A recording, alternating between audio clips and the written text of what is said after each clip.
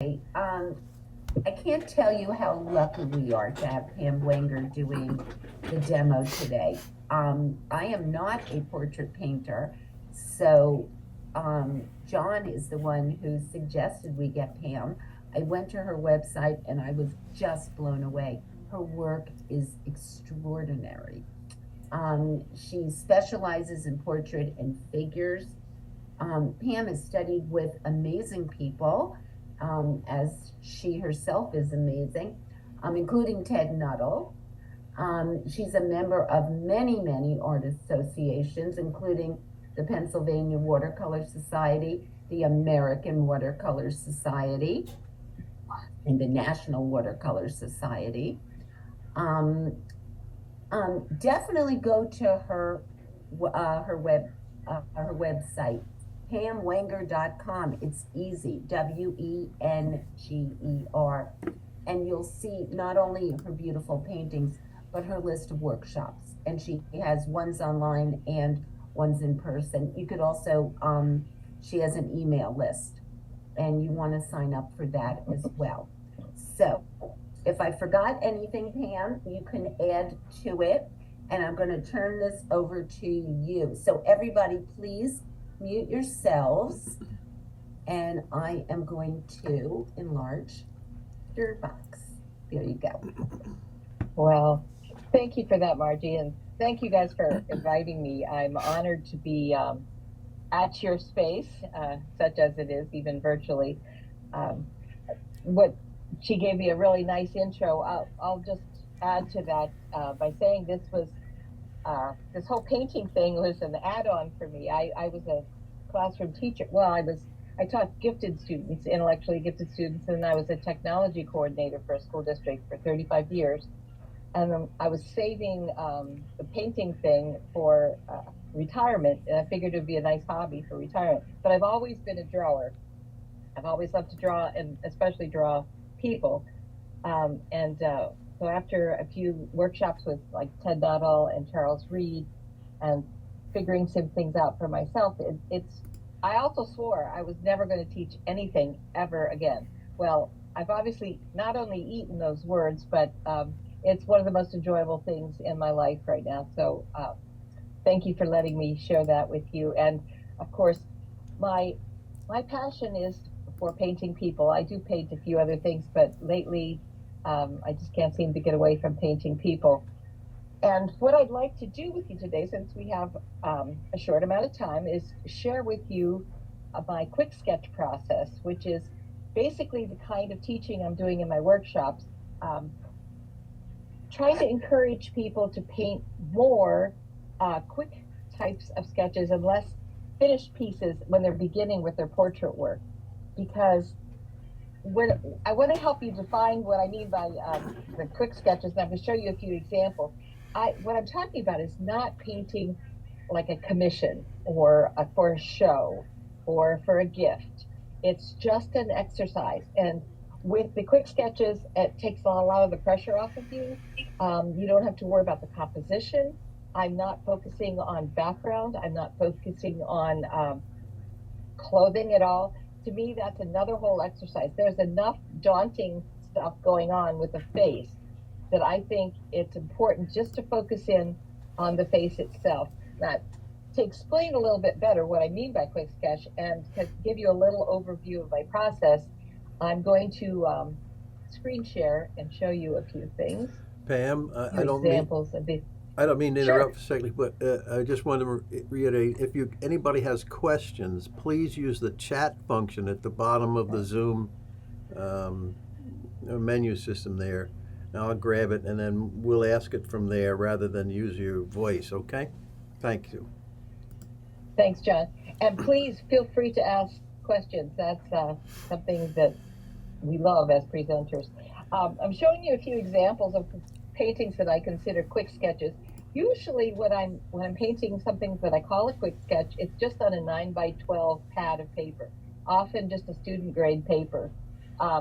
Today I am going to be painting on my better paper, my Saunders Waterford 200 hot press, but quick sketches, as you can see, these examples don't worry about background. I'm not worried about composition. Well, pretty hard to mess up a composition when it's simply a head and shoulders on a piece of 9 by 12 paper. Here are two more examples.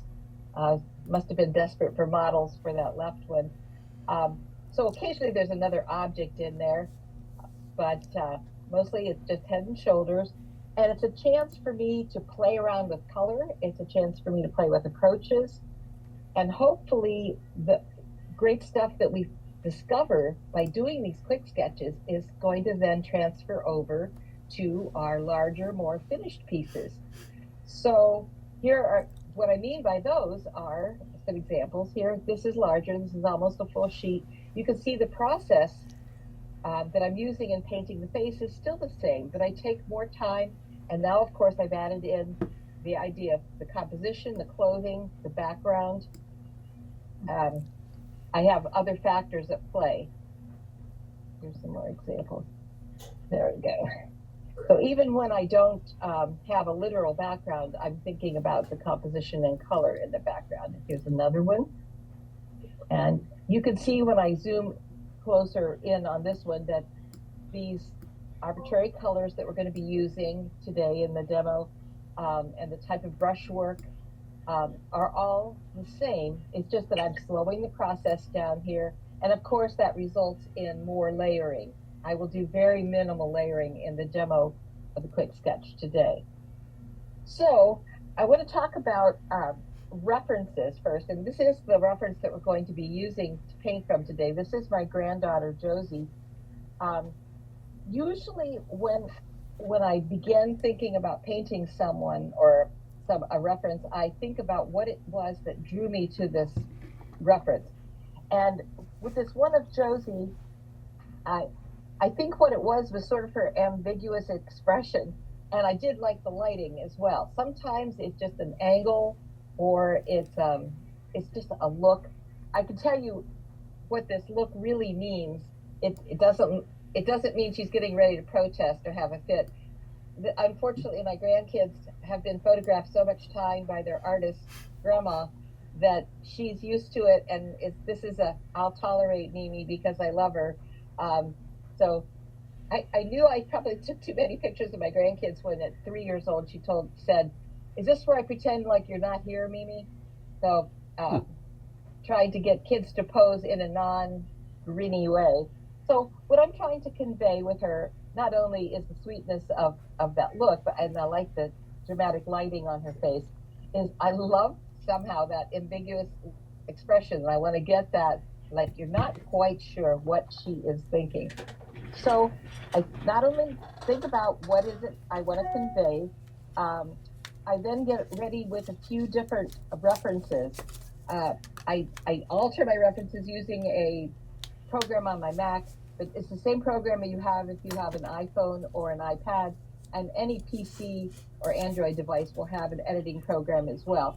I always make myself a darker version because, especially with a child, if you look back at that original, very few value changes, are evident in this initial photograph, especially on her forehead. Look at those cheeks, you've just got so many surfaces that can look very flat. So making an extremely darker version, now I see some subtle value changes on the forehead, on the sides of the face, the shaping of her cheeks. I can see a little bit of a pooch on, that's sticking out on the bottom of her left cheek, and a lot of subtle value changes happening in the lower part of her chin area. So I make a darker version. I also make a version where I take the contrast out almost completely. On my Mac, when I'm doing an editing process, I have a little slider for contrast, and you have that if you have any kind of Apple gadget. I take the contrast all the way out because then I can see some details that were not evident in the original photo, like the direction the lashes are going in, any kind of details in the crease of the mouth, like the corners of the mouth. And then if I'm still having trouble finding some of the value planes, I sometimes posterize. There's a free posterizing tool from a website called Pine Tools. It's one word, Pine Tools, P-I-N-E Tools. And they have all kinds of free editing pieces built in, and there's one called posterizing. So I just posterize it using about 6 layers maybe. And sometimes it suggests things to me that I hadn't really noticed. Once I see it in the posterized version, I go back to my reference and think, oh yeah, that would be a good idea to have a different value plane right there. So those are some of the prep things that I do before I begin painting. And I want to show you my process, just an overview of the process before I begin painting, which I'll do in a minute.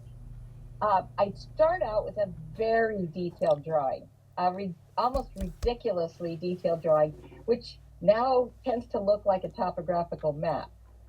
This map is is very obvious to me, but to you, looking at this might look like a bunch of jumbled lines because you didn't draw it.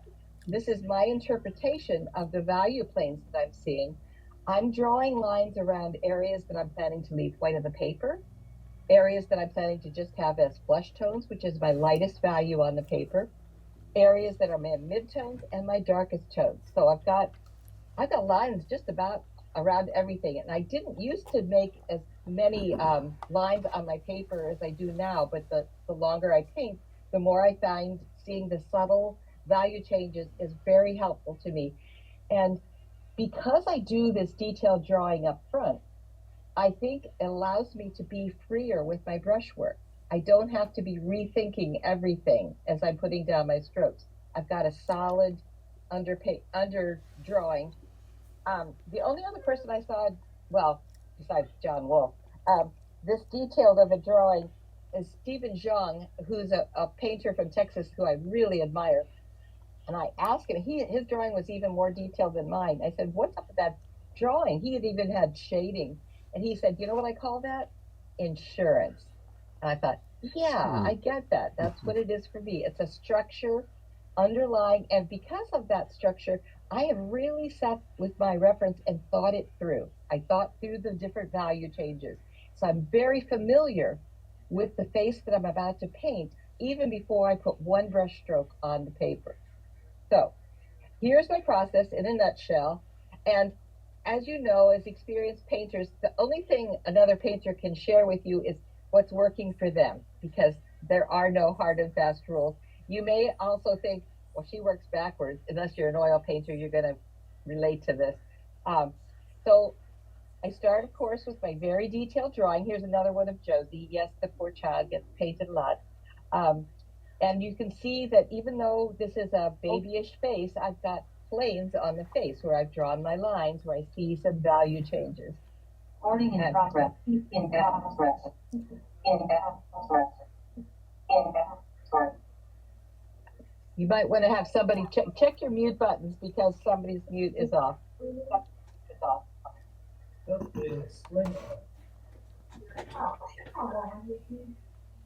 Can you find out? Actually, Margie, you can do a mute all. Except don't mute me. But I don't want to mute you. All right. That's okay. I'll mute myself.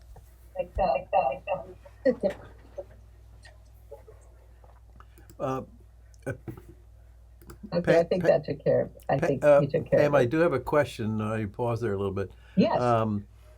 June Yes. wants to know, do you use a light box, freehand drawing, or projection for your drawing? That's a great question. Hold on. I want to look and see if I can figure out who's mute to turn on here. Because we're getting some feedback. We're getting feedback on someone. I can't tell who it is. I was looking at the participants list. So to answer that question, this particular reference, when I'm using them for a class or for a demo, and I know I'm going to paint multiple pictures of the same reference, I'm using my iPad to do a little bit of a tracing. I'm using an app called Procreate, and it operates in the same way Photoshop does with the layers. And I'm able to trace over my photograph, then turn off the layer that has the reference, and I simply print it on watercolor paper with my inkjet printer. And then I go in and do the fine tuning and my value shapes and that sort of thing. But I do love to draw freehand. And I do that also with the aid of Procreate to check my work. But I use projection sometimes when it comes to the bigger pieces as well. So that was a long answer to how do you get the image on the paper, but hopefully you realize I use a variety of ways, including freehand. Okay. Yeah, We're getting still a bounce back, Pam. Is anybody have more than one screen open? It went online.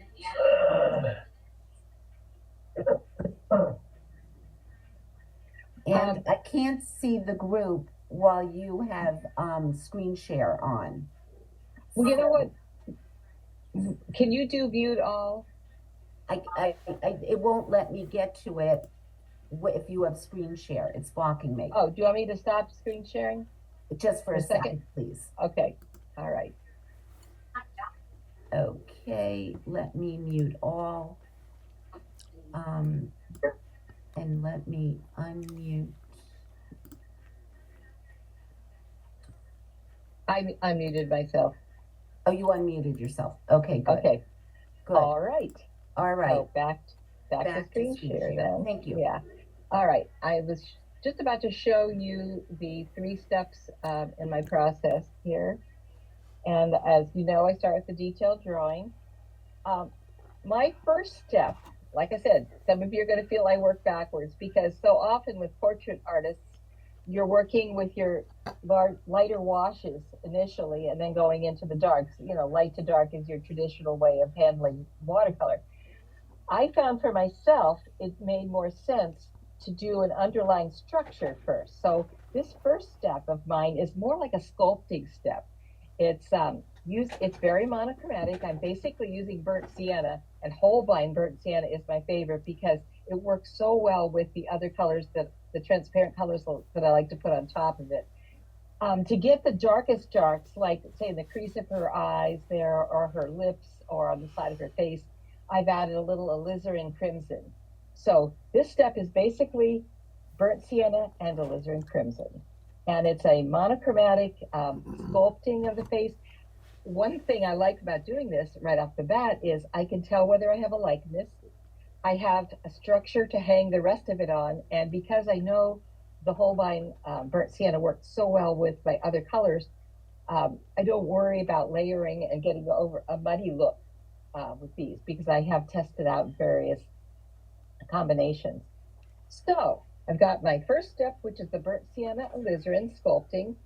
Second step is where I'm adding in some of the more unexpected colors. And I call them arbitrary colors, but I stole that from Ted Nuttall, who claims he stole it from Charles Reed. So they're the colors that you maybe wouldn't expect in a face, like the right now I'm using hooker's green, peacock blue, and some kind of a warm dark.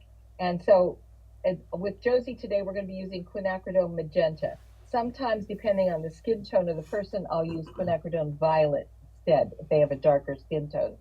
But those are my go-to colors right now. I don't want to go too crazy with too many of the unexpected colors, but the hooker's green and peacock blue are very transparent turquoisey colors that to me just add a pop of excitement to the portrait. They're a bit unexpected, and the reason I do them in my step 2 is because it still feels unfinished to me in step 2, and it feels awkward. If I had actually put the flesh tones on, which is what I do in step 3, I don't know that I could make myself go in and put the crazy colors on top of these lovely flesh tones. So it's easier for me just to kind of push these arbitrary colors in step 2.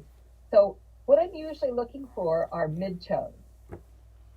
So you can see where some of my go-to places for these unexpected colors are between the brows, you know, where you have a bit of darker tone, above the crease and the eye crease. I didn't used to use them on the nose, but I do now. Wherever I see a mid-tone, I think sometimes it's fun to put some green or blue there. And often in the shadow side between the nose and the lips. And of course, you've got lovely shadows to deal with under the lips, and that's often a great place for the green or the blue. And you can't just have them on one side of the face. So I've got to use some on the shadow side of the face and in the ear and on the neck. Now, the white of the paper that you're seeing in step 2 is not going to be left all white of the paper because I haven't put my flesh tones on at all yet. Pam? So that's going to kind of calm things down. Yes, John? Margie wants to know, do you mask anything before you paint? I know. I'm a terrible masker. And with the quick sketches, that would just add one more complication to things. So the quick sketches, I'm just treating these as an exercise. No, once in a blue moon, I will mask. When it comes to a bigger piece, if a hair, is going onto a dark area or something. But like I said, I'm pretty bad at it. So no masking in this quick sketch process. With step 2, where I was putting on these crazier colors, I do put a little bit of information in the hair because I want to see how the colors I'm choosing for the hair are going to work with the face colors as well. I used to wait until step 3 to do the hair, and it was obvious that it was an add-on. I wasn't really thinking things through. So I like beginning the hair at this stage. And of course, I do the eyes in step 2. I think there's a tendency among portrait painters to want to begin with the eye because we all love, the look of the eyes, and that's how I used to start mine.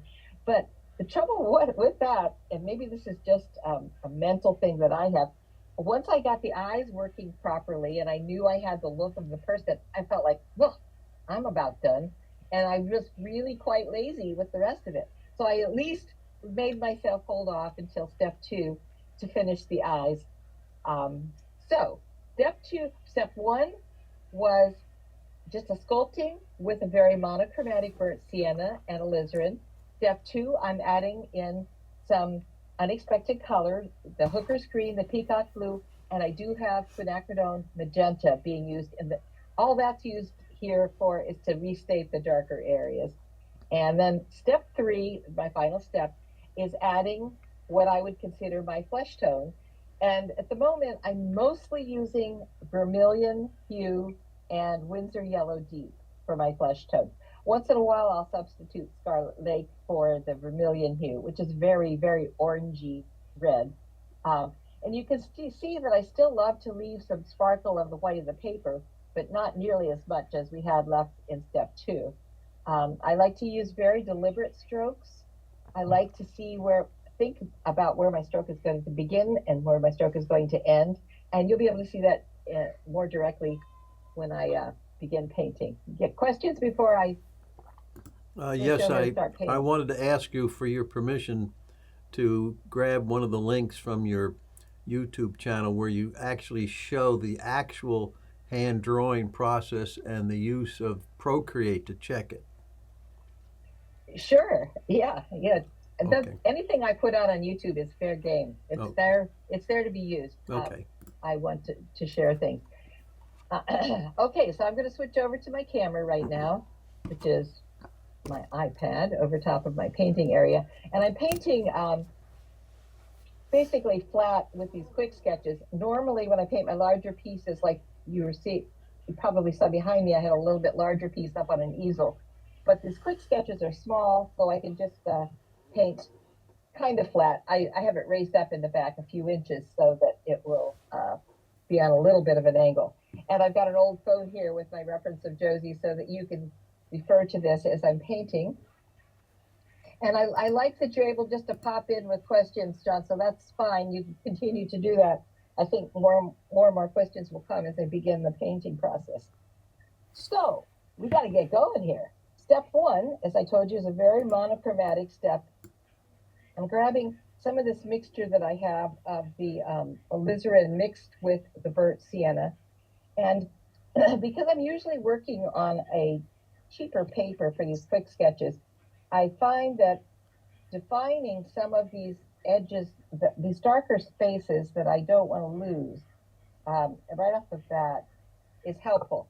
Like the crease of the eye, I tried not to make it such a solid, unbroken line. I tried to break it up a little bit so there's some variety to it. But I find that some of these lines disappear once I start putting my subsequent layers on, and I don't want to have to rethink my drawing. So part of this is just simply self-preservation. I kind of got messed up there. By the way, I'm using a number 10 brush. I like these really inexpensive King Art brushes. They used to be Lowell Cornell. I like the inexpensive ones because I wreck the point of them, which you'll see why I do that in a minute. I'm always digging into a line with the point of the brush, and with these I can just give them to the grandkids to play with then. So a few of the darker areas I don't want to lose are the creases behind the eyes. I'm going to just kind of define the upper part of the nostril here. And I'm looking at another iPad as my reference. I don't use printed references. The reason I like my iPad is because I can flip back and forth between those variety of references that I showed you that I create. Right now I'm just using the regular one, the original photo that I created of Josie. I don't usually like a hard line on the edge of the nose, but she has a dark shadow coming here. In fact, because I get nervous about that being such a hard line, I'll just create part of that shadow right off the bat. On the right side. This is using the burnt sienna alizarin mix. And since I did that, it bugs me that her nostrils are too light. So I'm gonna go ahead and I'm just gonna put a little passive color in there right now. With this darker mixture, I also want to define that crease where her lips are coming together. Of course, those of you who paint portraits know the ideal portrait does not have a toothy grin. And it's really hard to get kids to grasp that. They think that every time that you're going to snap their picture, they should grin for you. Josie, however, understands the drill. One of the things I usually work on at this stage, with this darker color, is trying to get those little shapes that I notice at the edge of the mouth. Those are so crucial in getting not only the likeness, but the expression on the person's face. And I try to make, I'm going to zoom in a little bit. I try to make a variety of thicknesses of lines. I don't want just one solid line, just like above the eyes there. If I find that my line has worked, sorry about that junk in my throat, is looking too regular, too coloring booky, like a solid line, I'll just touch it with a clean damp brush to kind of rough it up. So now I've got those few lines defined. I am going to use my darker version of Josie and go in and start doing the darker tones and the mid tones. I think it's easiest for me to start with the darkest tone. So I'm looking at my darker reference here. I'm kind of squinting, that also helps. And I'm looking at those dark shapes that happen above her crease line, kind of going up to the brow. I am actually, maybe I can switch over on here so you can see that I am looking at a darker reference right now. It's easier for me to see, I'll filter in here, these darker shapes when I've got that version of my reference up here. I do think about where my stroke is going to begin and end before I even put the brush on the paper. If you just put your brush down with a bunch of pigment and water on it and then start mushing it around, you're going to have a very overworked looking piece, or portrait piece, I think. I like to see the energy of these very deliberate strokes. And yes, a lot of my strokes are diagonals. That just happens to be something I personally enjoy. I think there's a lot of energy to diagonal strokes as well. I'm going in looking for the darkest darks right now, using my alizarin and burnt sienna mix. This is going to dry a lot lighter, so it may look a little dark right now. It's got a great shadow over on the right side. Starts on the lid. Actually, I forgot to shade in the upper part of the lid too. A lot of times I find people leave the eyelids light and they're not paying attention to the shadow shapes that are on the lids themselves. Okay, so we've got some shadowing going on here, curving up and out. Even though we're going to use other colors on her brows, in order to know that we've got a likeness, I do need to put in some value on those brows right now. So I'm using my darker mixture. I'm trying to place my strokes in such a way that they indicate the way the hairs are growing in those brows. I don't want to just, start stroking on there in a way that doesn't indicate any information about the hair itself. She's got a little bit of a darker brow cluster going on at the top, and then there's a few coming down here. Now, of course, this is not going to be the end of the brow work, but I felt I need to get some value on there so that we know if we have a likeness, if we have her expression correct. So then on the right side, even a darker brow, I'm trying to indicate with my brush strokes the direction of those brow hairs. And I'll often take a clean damp brush and touch the bottom. I'll do that in a minute to show you. Or the top, wherever you see hairs actually growing from the skin. I don't want that to be a solid, harsh, unbroken line. I mean, a harsh edge, a hard edge, because that will make it look like there's a caterpillar cut out and pasted on her face. Here's what I mean by touching it with a clean damp brush. I rinse my brush off, and I can see this line right here is about to dry pretty hard. So I'm just touching it in that one little spot with a clean damp brush. It was already a bit dry. I'll do the same thing over here in a couple spots. I don't want to kill the whole hard edge. I love hard edges, but I don't want your attention to be drawn to those edges. And wherever you do have a hard edge, it can easily be a distracting attention grabber. All right. And John, even though I'm on a roll here talking, feel free to chime in if there are questions at this stage. I'm restating some of that dark mixture around that eye. And this is scaring me that this edge got a bit hard. So I don't want it quite that dark down that far either. Mm-hmm. So I'm still going into my pretty dark mixture, my alizarin mixed with the burnt sienna. I think I need to do that upper lid. I want some more shaping over here on the left. Actually, I see, I'm grabbing just the mid-tone now, which is just the burnt sienna. I want to do some shaping that I see over on the left side of her eye as it goes up to the brow.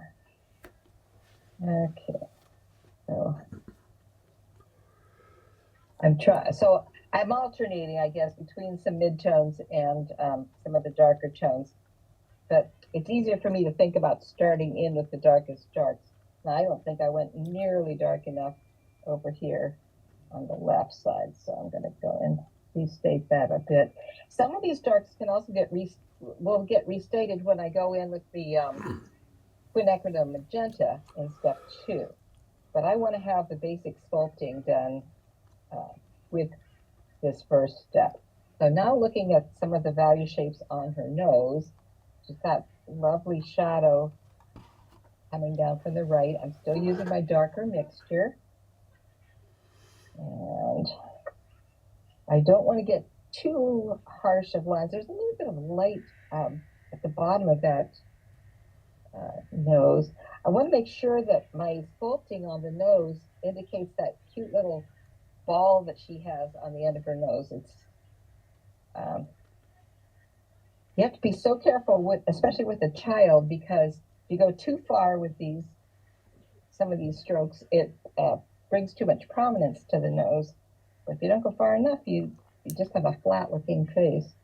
So I'm trying to shape a few things here with I'm not using enough water here. I've tried to make sure you could see a little bit of my palette. So you can see I'm mostly using what I would call tea water. It's not a real terribly concentrated mixture. So here is a darker shape I see on the bottom of this nose, and a little bit more curving here. We've got some midtones coming down the nose. This is always a scary place to me, the shapes that surround the sides of the nose, because it's very easy to have your painting look quite amateur if you've got these vertical lines. So I try to make my lines, shadow lines coming down the nose, go on some diagonals here. And if it's looking too vertical, like a skunk stripe down the nose, I'll just touch it with a clean damp brush in some spots and break it up. So I see some more mid-tones helping to shape this left side of the eye. And on the left side of the nose, I drew this little area where I saw the light I'm going to retain that as white of the paper. So I'm using pretty light washes right now with just the burnt sienna. And I get some more shaping on that left side of her nose. I don't skimp on step one. Well, and as you saw, I don't skimp on the drawing either. But step one, to me, if you get this step down correctly, if it's working, the rest is so much easier because this is your structure. So this is a scary spot too, where you've got these lines coming down from the nose, indicating how the cheek is jutting out. And on a small child like this, these have got to be kept fairly soft. The edges need to be touched in some places so that they don't become too defined. You know, it's so much easier, I think, to paint someone who's got a lot of creases and wrinkles and character to their face. With a child, you do have to sneak up on a lot of these things and be more subtle. Okay, so I'm just steadily building some of the shapes that I see. I do alternate between the alizarin and the just plain burnt sienna. I'm sorry, the alizarin mixture with the burnt sienna and just plain old burnt sienna. So I want to get this little philtrum shape. Comes down to her lips, not too far down. You know, normally if the person has blue eyes or green eyes or some kind of even hazel eyes, I don't allow myself to put any kind of color in the eye on step one. But since Josie has really dark brown eyes, I'm going to allow myself the luxury of putting a pass of just some burnt sienna on her eyes. And I saved the little spot where I'm planning to leave the gleam. I'm just going to run roughshod over the pupil and iris area here. I'm not defining the pupil. I always paint the entire eye first over the iris and pupil. And I usually use vertical strokes. If you watch any of my YouTube videos, you can see some examples of that. The reason I like the vertical strokes on the eyeball and on the pupil is that it allows me to have sort of a raggedy edge and I can control my shape. I think it's harder when you're trying to make a circle. Your hand can sometimes just go outside of that circle, and I see people enlarging the irises or the pupils very easily. So I just put some vertical lines in there. I'm going to touch the edges of this in a few spots because I don't like such a hard edge around the pupils. We're going to be toning down the white of the eye as well. That'll be something we do at the end of this step. So let's go to the lips and see what we can do there. She has a darker value on the right side of that upper lip. So I'm going to come in with my darker mixture, the alizarin and burnt sienna. Got to shape that, and I see it as a darker shape not only at the corner of that left side of her mouth, but working its way up into the upper lip. And the middle part of that lip is a darker value, so I'm going to, it's darker than the skin tone, so I'm just putting some regular burnt sienna there, and it didn't go dark enough over here. So I also have to be careful not to get lip liner, especially on a child like this. So I'll watch as that dries to make sure that I don't maybe need to touch it in some spots to break up that harsh line. So I'm going to give her a few of these little lip lines. They're going to get toned down later. And I do like to leave a little white of the paper as a gleam on the lips. And I've drawn my little shape in here where I'm going to do that. There's a bit of a darker area. It's a shadow cast from the upper lip onto the top part of the bottom lip. And I want to get that in there with my darker mixture. And it's darker over here to the right. Yes, you can see that I can chat away to myself. You guys are being so nice and quiet. Okay, so all of this will get reinforced as we go on. The line on the upper part of her lip is drawing a little too harshly for me, so I took a clean damp brush. I'm going to touch it in a couple spots because that if it dries harshly like that, it's going to read as lip liner, and she definitely does not need lip liner. I do see maybe some shaping that needs to happen down here. Having trouble picking up a lot of water today for some reason. Okay, so I've got to get those little shapes at the corner of her mouth, or I won't have that little almost pouty look of hers.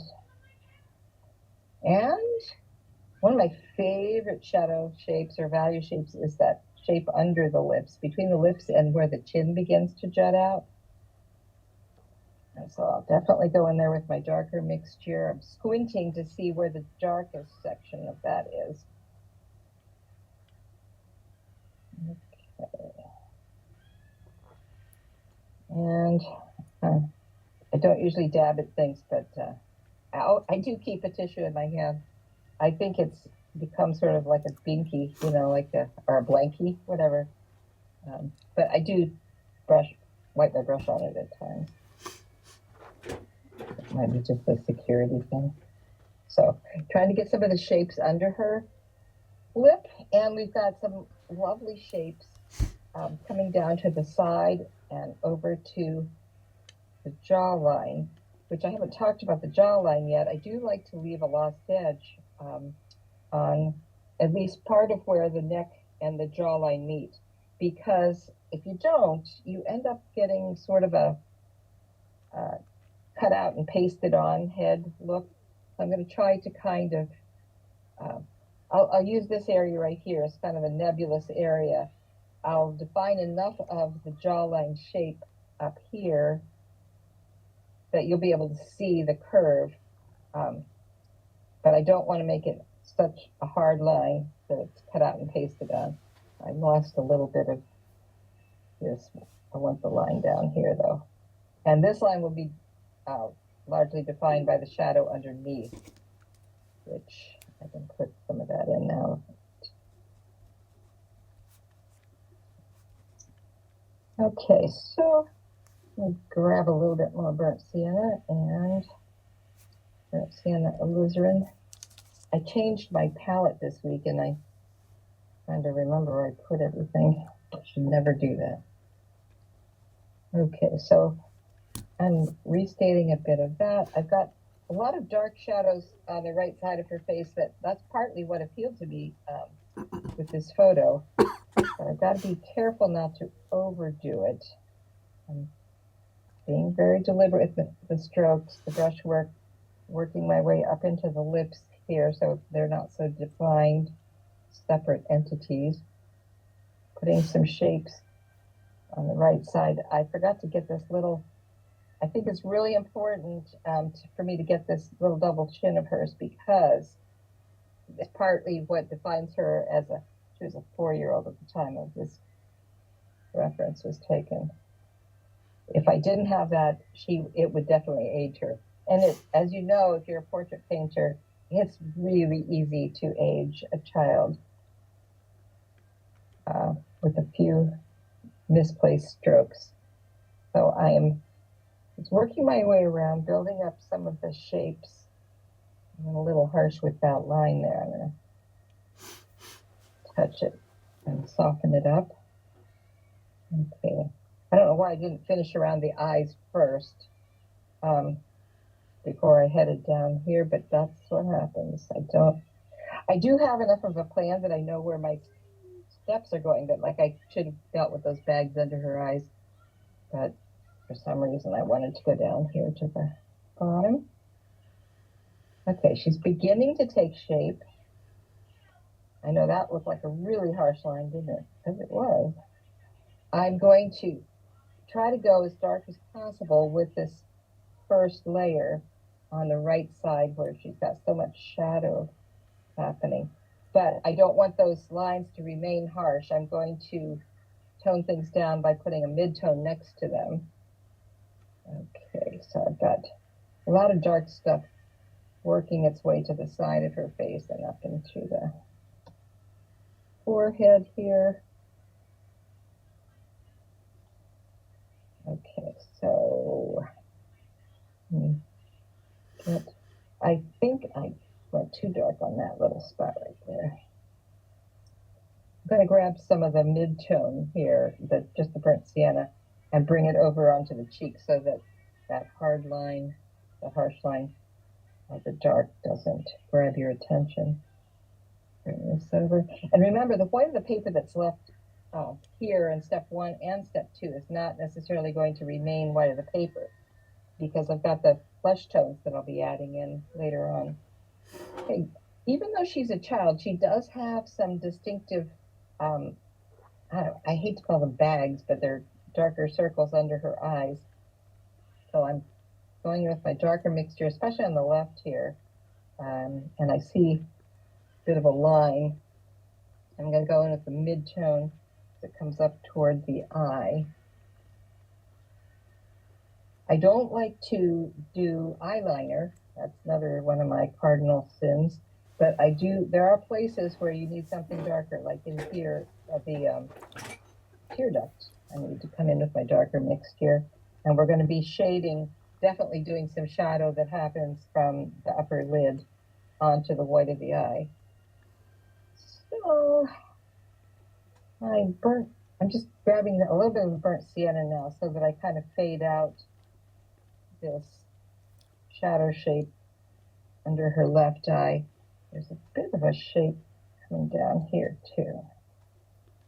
Now the right eye, as we're looking at it, I don't see evidence of such a darker shadow there, although inside the tear duct, definitely have a nice dark shape.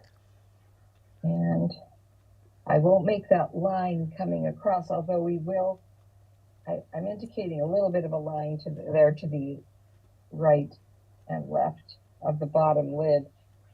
We can use the blue that we put in the eye to help you see the difference between the eye and the pad of flesh below the eye, that lower lid.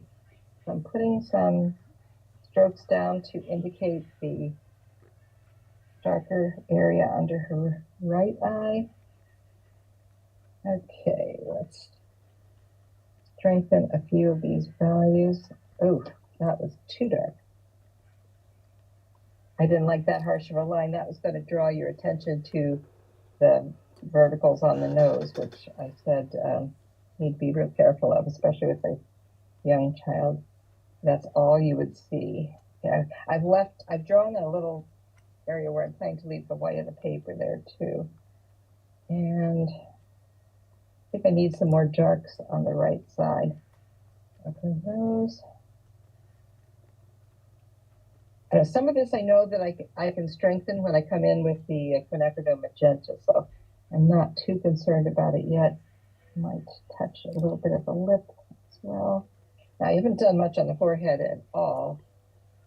So let's take a look at dark area up here. I didn't see a whole lot of variety of value shapes until I did the posterized version or the darkest dark version with Josie. And you don't want to go too crazy with the value shapes on her forehead. She is a child, and it's a lot of pads of, fat on the face. I haven't done a thing about shaping the left side of her face yet. And I do see a value change, which I've drawn.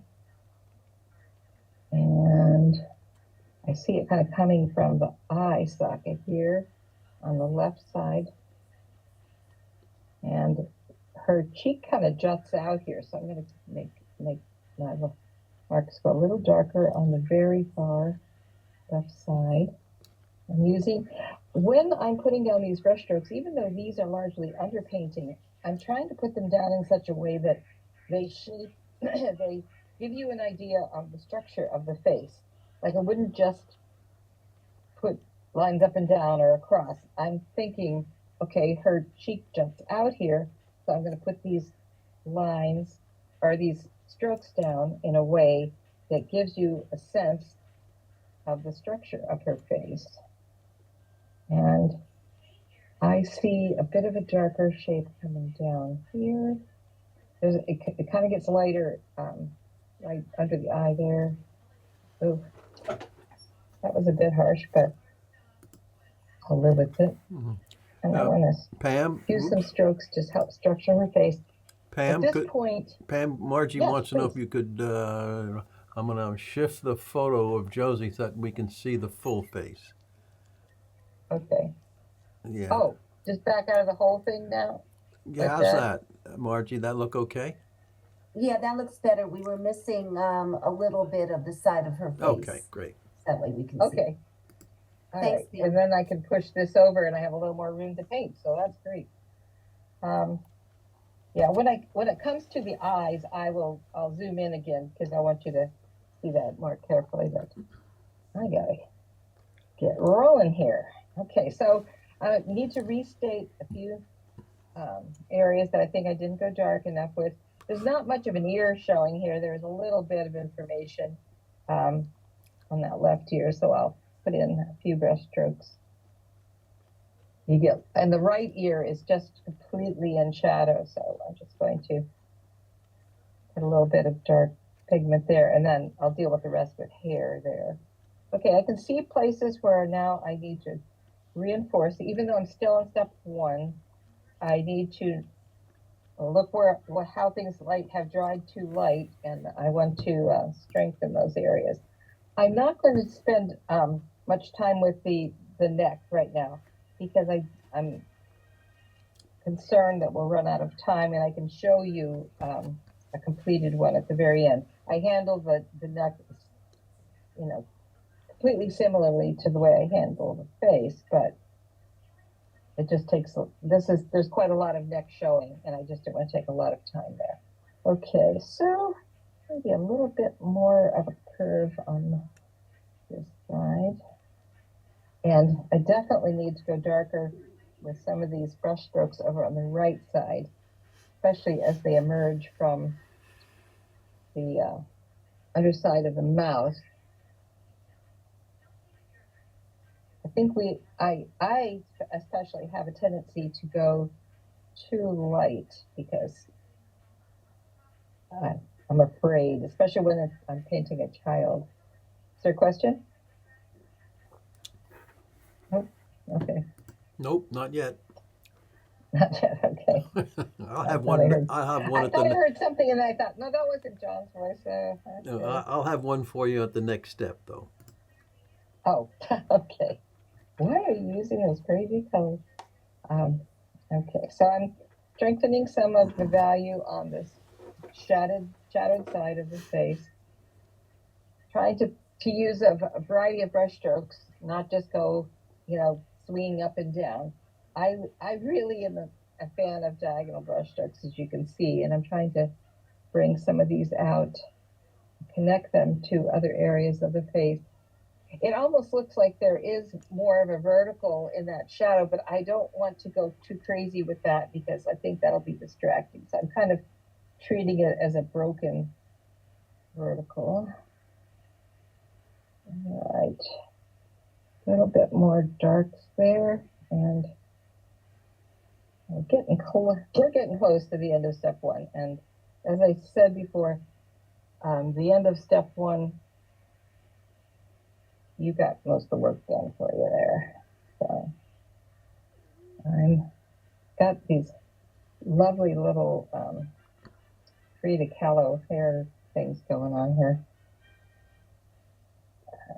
Okay, so I'm going to go ahead and call step 1.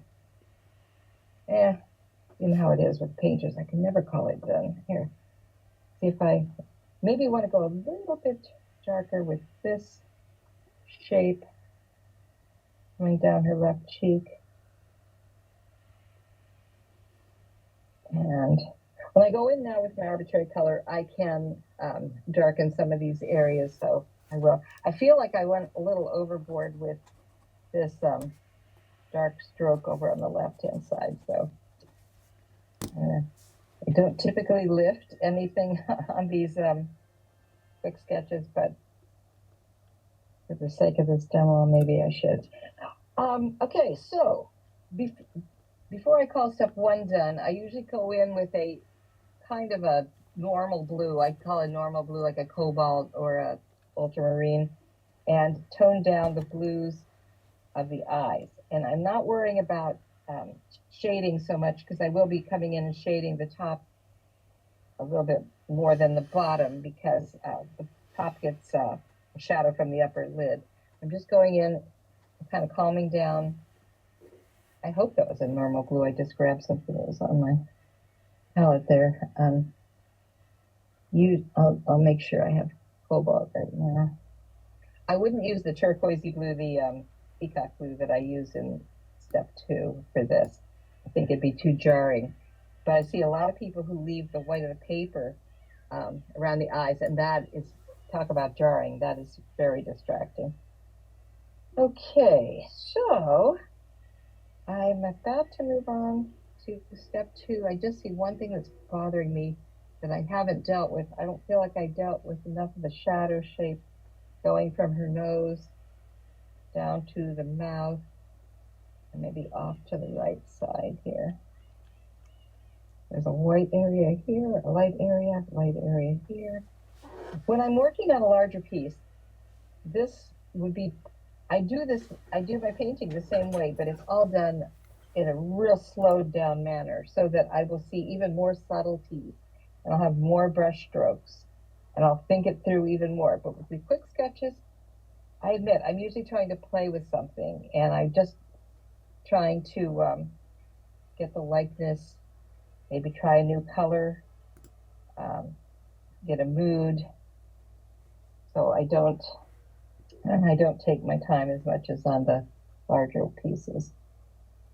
Okay, so now, when it comes to this, I'm going to declare myself ready to move on to step 2, because we need to do that. And my 3 colors that I'm going to use in step 2, this is my arbitrary color phase, are quinacridone magenta, the Hooker's green, and the peacock blue. But before I do that, I'm going to go ahead and work on the eye a little bit. In fact, hopefully finish the eye. I'll take you back to the regular picture of Josie so you can see that. And when it does come to working on the eye, I alternate usually between the normal photo and the really lightened photo, because in the lightened photo, I can show you here, you can really see like the direction of the lashes. You can see any extra information around the eye that you might need. But I think the regular photo of Josie's eyes will be okay. I'm going to zoom in a bit. You know, I think I'm going to err on the side of you not seeing my palette. There. Move this over a bit so that you can see the reference of Josie and a little bit zoomed in on the eyes. I'm going to start with, she definitely has brown eyes, but I do see the underglow of the burnt sienna, or you could use quinacridone burnt orange, which is even a little more glowy. I just put a big blob of something on here, and I'm trying to get it out right now. So you get to watch me mess up. So, as I said before, I put my first strokes on, running roughshod over the pupil. I still see my drawing of the pupil, so I don't want to lose that yet. I'll go ahead and put some more burnt sienna. or quinacridone burnt orange, which would actually be nicer, I think. I'm just not going to do it. It's just got a bit, the quinacridones have a little bit more glow to them. So I'm trying to keep that white of the eye. If I lose the white, the little gleam in a quick sketch, I don't worry about it because I'll just grab a little bit of wash. When I'm working on something more finished or for a show, especially I think I might enter it in the Transparent Watercolor Society show, I don't like to mix, an opaque medium in. But for these little quick sketches, I'm fine with it. I'm touching the edges of the iris a little bit because I thought that line was getting a bit too harsh. I need to wait a little bit for that eye to dry in order for me to put the pupil in and to go a little darker with the iris. So I'm going to go ahead and do a little work on the eyebrow while I'm waiting for that to dry. I think the eyebrows are a great place to play with some color. I'm going to grab a little bit of indigo here where I see some of the darkest part of her eyebrow. I'm still trying to work with my brush strokes in a directional way so that you can read how those eyebrow hairs are growing. I might use a little bit of mineral violet too here. Eyebrows are a great place to play with color. I could use a bit of green too. I do want to indicate some of those little stray hairs that she's got at the inner part of her brow, but I don't want it to go too free to honest. So I'm touching a clean damp brush to the bottom of some places that I thought might have dried a bit harshly there. Grab a little bit more indigo for the other side. And Pam, we've got a time check about 25 minutes. yeah, I think I'm doing too much talking. No, it's so wonderful. I speak for everybody. You're terrific. Oh, well, thanks. I usually can complete a quick sketch in about an hour and a half, but I realized that I was doing a bit of chatty stuff at the beginning. That right eyebrow is a bit more in shadow, so went a little darker there, and I'm touching the bottom with a clean damp brush in a couple spots. And I feel like I need to, I'm going to grab a little bit of mineral violet here and get some of those little eyebrow hairs. Okay, well, it'd be helpful if I actually grab some water too. Okay, now that's not as dark as I probably will want to go eventually, but a lot of the value of this, the eyebrows, will be informed by how dark I go in the eyes. I think my iris would be dried enough now to add in the pupil color, so I'm grabbing some Payne's Gray, and I can still see my line work for the pupil, and I'm using those vertical strokes that I mentioned to you because it's easier for me to control the shape of that circle. And another thing first of all, I go a little bit lighter at first. I'm tentatively kind of putting them in here with a lighter strokes because if I mess them up, it's easier to grab them out right off the bat. So I just want to make sure she's looking the right direction, looking at me here.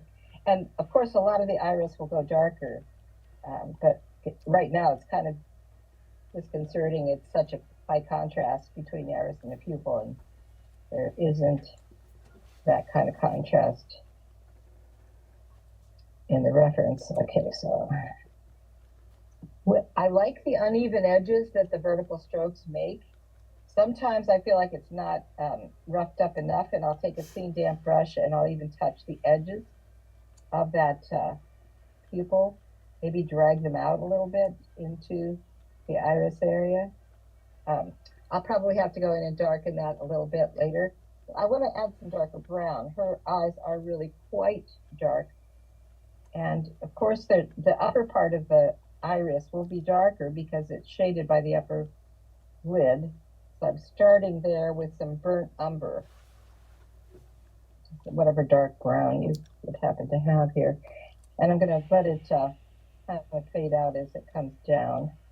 Obviously, going to have to reinforce the pupil a little bit. I used to just use plain indigo for the pupil, um, but I put Payne's Gray on my palette now, and I like that as well. Maybe I'll stick in a little bit of the Quin Gold, not Quin Gold, Quin Burnt Orange to show you that it's a little more glowy. I'll put it down here at the bottom. You probably can't tell too much of a difference there. So I need to get my burnt umber on the right eye. Finish that up. Yes, vertical strokes. And I don't like a harsh line around the edge. I know some people have that darker, I don't know, there's a name for it. I had an optometrist who used to take my classes, and she told me what it was. I forget what it is. That ring around the outer part of your eye. I'm darkening a little bit of the upper part of the eye. And of course, I now need to go in and strengthen the value of that pupil as well. But now we have a lot less contrast between the pupil and the iris, which is a lot more pleasant to look at. Now, I haven't tackled those eyelashes yet. Eyelashes are a real problem for a lot of people. I think we tend to over-glamorize eyelashes. It's easy to do, especially when our reference is a young woman. I'll take you over here. So what I usually start with a color that's slightly lighter than the eyelashes. So hers are dark brown. So I'm going to start with some burnt sienna instead of burnt umber. And looking at the direction that these things curl in. I know I'm working from top down only on the left side there because I can't make my hand, because I'm right-handed, curve up there. And I don't like turning my paper upside down for this. So if I get the tips of the lashes too thick, like I just did there, I'm going to come in with a clean damp brush and touch them in some spots. Okay, so I'm seeing a few lashes curve off to the right here. I'm actually seeing a few lashes curving down into the white of the eye here. So I like to cluster the lashes. I think there's a tendency, maybe it's our 10-year-old brain at work here. We want to make these organized, neat little lashes, and they end up looking like false lashes. So if I feel like I've gotten the lashes correct as far as the shape, I'm now ready to go into a little bit darker pigment. And I can even go in with an indigo blue or something like that. Right now I'm just grabbing a little bit of burnt umber. Yeah, okay, you'll have to see me soften that tip because painting the left eye lashes is difficult for me with being right-handed. Okay, so we're close to closing in on how I want to handle those lashes on the left side. I'm going to get a clean damp brush and touch that blob, that top of some of those lashes that got kind of thick at the top. And as far as lower lashes go, I often ignore them, but if I do put them in, they're going to be a little bit understated. I do see Josie's lashes as kind of important. They're long, but I'm going in just with, I'm only going to begin and end with burnt sienna with these. Just a few clusters, less is more when it comes to these. Look at where you see them growing. Like there's a pad of flesh under the eye here, and they grow out from under that. But on the right, as we head toward the right part of that left eye, it almost looks like they're growing from the eye itself. Of course they're not, but I want to be true to what I'm seeing there. Okay, so one thing that's bothering me now is that I don't have enough definition, I think, on the bottom part of her eye. And I told you I don't like to make a ring around the eye, so I'm leaving a gap there. But I am going to put a little bit darker pigment on the bottom of her eye here. I know I need to get to, I'm not going to finish the right eye because I want to get to the arbitrary color thing, and I know I need to keep moving. grab, the first thing I usually do when at the arbitrary color stage is strengthen some of the darks with my quinacridone magenta. So that's an easier part of this step. I will just grab some quin magenta or quin violet, depending on the skin tone of the person, and restate some of the darks that I already have in there. So that's not a real difficult step, but it just adds a bit of a punch of color here. And I probably won't go completely, I won't get completely done with the quin magenta. I just want to show you how I'm adding that in. Pam, And definitely, yes. here's the question, and I apologize. I don't remember your answer from the workshop, so I'm asking it again. When you Fair adding, enough. as you're adding the what you call arbitrary color, um, can you explain if there is an explanation about whether you're considering temperature of the area or just simply I'd like to put it there? Yes. And no. You didn't expect a real succinct answer to that, did you? Okay, so the answer to that, and I won't go as far as I'm going to go with this. I'm going to show you a completed one in a minute. I don't have to worry about the temperature so much with this darker thing because I'm keeping things warm. You know, photos lie, and photos are often going to show you the darker areas as like a cool, like a blue or a purple. So I'm purposely keeping them warm, these darker areas warm. Mm-hmm. When it comes to the green and blue, I am looking for mid-tone. And I typically don't put the green and blue on an area that would be super warm, like the puffy part of the cheek. I would put them in mid-tones that might be a little bit of a shadow. And because the blue and the greens are the harder ones to explain, I'm going to do them in just a second here. Okay. Get a little bit more of this quin magenta under the lips. Now, I'm not as far as I want to go with the quin magenta, but I want to show you the blues and greens, and I'm aware that our time is limited. So I'm going to grab some peacock blue, very transparent turquoisey blue, and Hooker's green.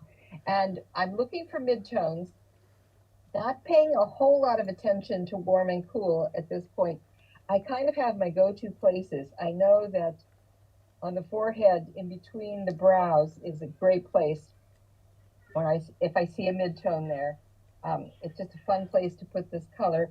And as I work my way over to the side of the face as well, I think it's fair game to put some of those mid-tones in a cooler color. I am not really thinking cool and warm at this point because I've done this so much that I'm just thinking mid-tones. I won't put the blue on the cheeks, the puffy part of the cheeks. I had mentioned that. I didn't go far enough with the shadow shape under her right eye.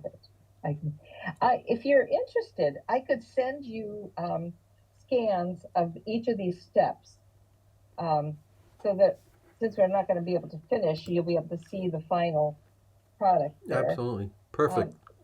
Okay. Yeah. And and Margie, if you're going to send things out to the group, I'll send you the references. I'll actually send you, okay, I just said I didn't put them on the ball of the cheek, but I did put some here on the side of the cheek where we were pretty deep into the shadow. And of course, I've got a lot of shadow area going on here. This really should be a bit drier before I do this, but it still shouldn't make mud because these colors are so transparent. I like the area between the brow and the crease of the eye. I think it's a great place for arbitrary color. And it's going to look a lot stronger at this step than it will at the end because a lot of my flesh tone strokes will cover over areas that had some of these arbitrary colors. Okay, I don't think I want the green there. I do want to shape a bit of the nose with some of this blue or green. And to me, it doesn't matter if I'm using the blue or the green. I usually just try not to be too matchy-matchy. If I use green on one side, I'll use blue on the other side. I like this shadow area that comes from the nose down to the mouth. So I think I'll put a little bit of blue there. Sometimes I'm just passing over areas that already have the burnt sienna. Sometimes part of it will pop over into an area that's the white of the paper, which I love because then it really shows its true color. I'm going to do a little bit of shaping on the ball of the nose with that blue, just because I want some colors on that part of the face. And the shapes that happen under the lips are great for these arbitrary colors. I'm going to help shape this chin a little bit. That got pretty strong, but I think it'll be fine.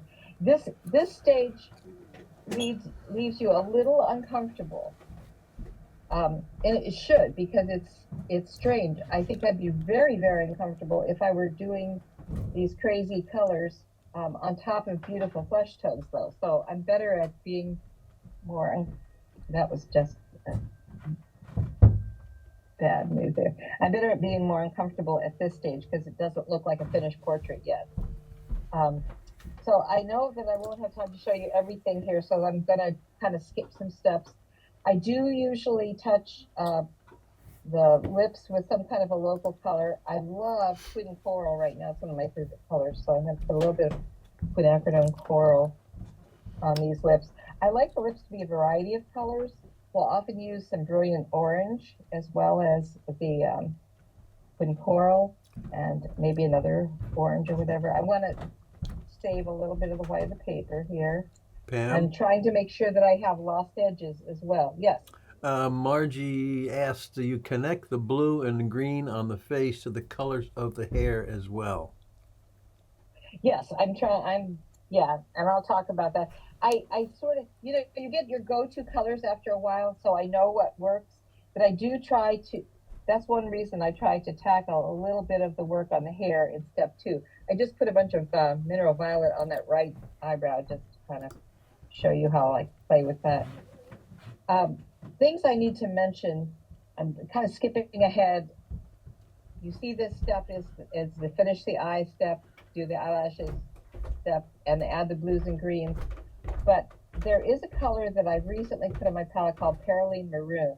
And as I find, well, this is too wet for me to be doing this, as I find that some of my darkest darks got washed away that I might have put on initially, the Perylene Maroon is pretty much the same color as the alizarin burnt sienna mixed. However, it's not as transparent. So I can go in, sometimes I go in and restate some of my darkest darks. Like I have not even tackled how dark those nostrils should be. So talk about hair. I usually switch over to a larger brush, like a 12 or a 14 when it comes to the hair. And I'll grab some of my darker colors. I start with an area that's, I'll start with the dark area on the right side of her hair. I'm going to grab some indigo for this really dark area. And put some of that down. Right. I want to make sure I don't lose the shape of her face here. There's a bit of the ear showing. So I've got to grab that.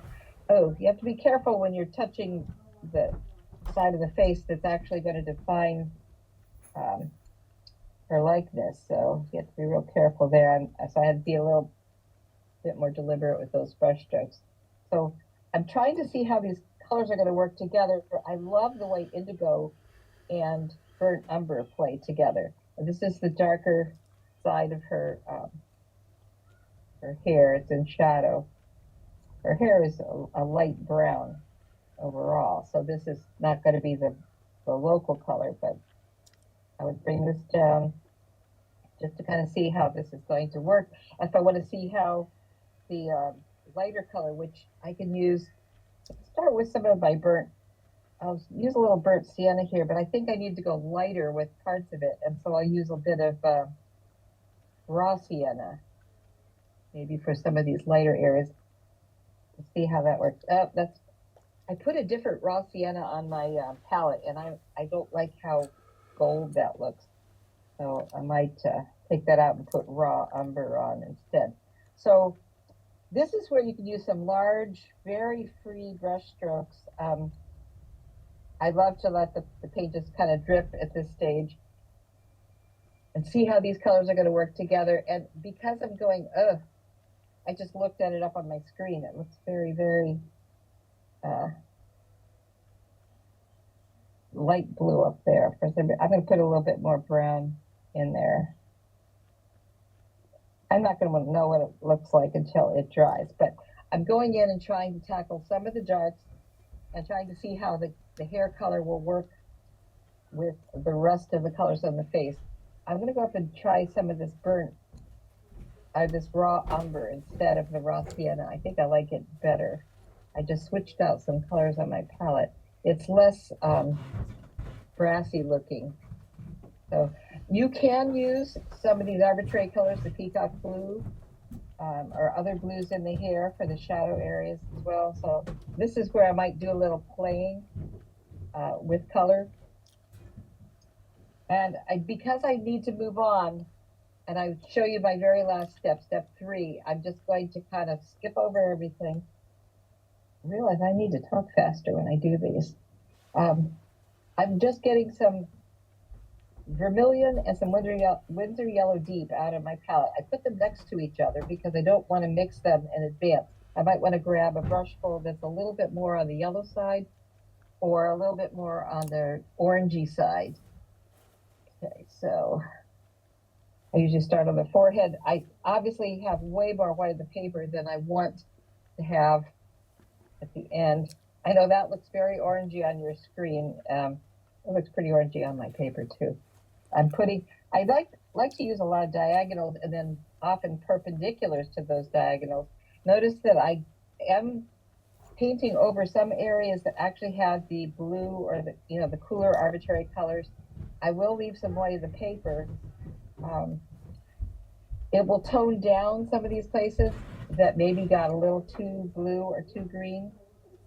I can do more shaping, like with the nose. And I send you the 3 steps that I've scanned. Hopefully that this will make sense. And if you are curious about this process, and this has been way too fast for you, there are lots of demos out on my YouTube channel. Now, keep in mind, I didn't finish that right eye, so that looks really strange there. With these strokes that are the flesh tone, which is my last step, I am being very deliberate with my angles. I'm wanting these strokes to inform you of the shape of her face. So I'm, coming down and up, and I'm doing some light passes on areas that I think should not remain white of the paper. They're just too distracting. So I would need some serious more time to finish all this. So I'm going to take you to a finished one so we can kind of see where this process ends up. Okay, so here's a finished Miss Josie. You can see that one thing I didn't have time to do yet was darken the shadow that comes from the upper lid onto the white of the eyes. That's a crucial shadow if you want to make your person look alive. That needs to be darkened. I've had to go darker with her brows than I was able to in the one that we just worked on. There are places where I've left white of the paper. I just love the sparkle of the white of the paper. One of the things you can do in watercolor that you can't do anywhere else with an opaque medium. It just doesn't get the same effect.